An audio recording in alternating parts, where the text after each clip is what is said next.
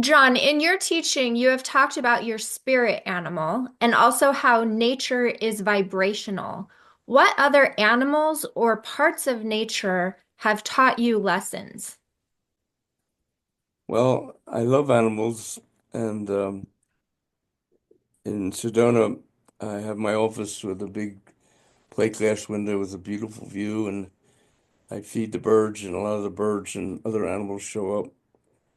It's interesting to watch them and the hierarchies and competition and all that stuff. And um, the vibrational thing is important because we are vibrating beings. We are vibrating liquid light. And Einstein said so many years ago that everything basically is energy, different frequencies and vibrations. If you go back further in time to another one of the world's incredible geniuses, Nikola Tesla, the reason you and I are seeing each other on TV, the reason we have light is because of him, not Edison. And he said the same thing.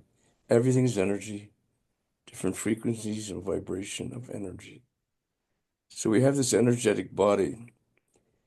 And a lot of times I refer to my intuition as an animal. It's really who I am. You all have a power animal too, and who you are, it's your intuition. But it just helps to differentiate the voice. The intuitive voice in each of us is very distinct. And I know exactly when my power animal or my ancient warrior is talking to me. So we just give them a label just to help us differentiate, to get better and taking that information and using it appropriately. Um, as most of you know, my power animal is a cat. It's a cougar, but lately I've been seeing these incredible pictures of snow leopards. And because of my coloration, I'm more like a snow leopard these days. So anyway, I've always loved cats. They've taught me quite a bit, especially about nature. It's a story that I've told to some of you. It's a funny story, but in MFR 3, on the second day, we do a very important thing. Not ill important, but we get together and we start to unwind each other. We break up into pairs and we unwind each other for over an hour each with very wild music that's constantly changing, a lot of drumming, and we're hyperventilating. So it takes us into a very deep space. It really helps us get in touch with the deep essence and how it really feels to be centered. Let me back up a bit. The first day of MFR 1, a guy came up to me as part of the class, and he's kind of agitated because he knew other people had got in touch with their power animals, but he had never been able to do that.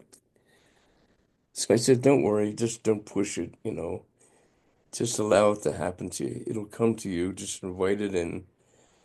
And over the next couple of days, we'll be doing a number of things that will help you get better in touch with it.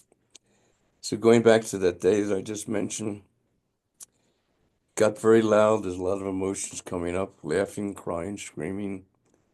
And I was sort of sitting, leaning against the table in the back of the room. And all of a sudden, this guy that was so agitated about not finding his power animal, I saw him crawling on all fours around the room, sniffing everybody's butt. So I guess he got in touch with his power animal. So we don't want to be judgmental. So then I heard, I looked over and there's a 7 month pregnant woman standing on the table, prancing around like a horse, going, ew, ew. So I could write a whole book just on the seminar experiences I've had.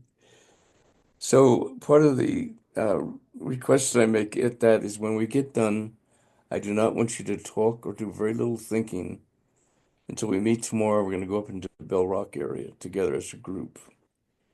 And if you're with somebody, let them be part of the game because learning to communicate without talking is very interesting.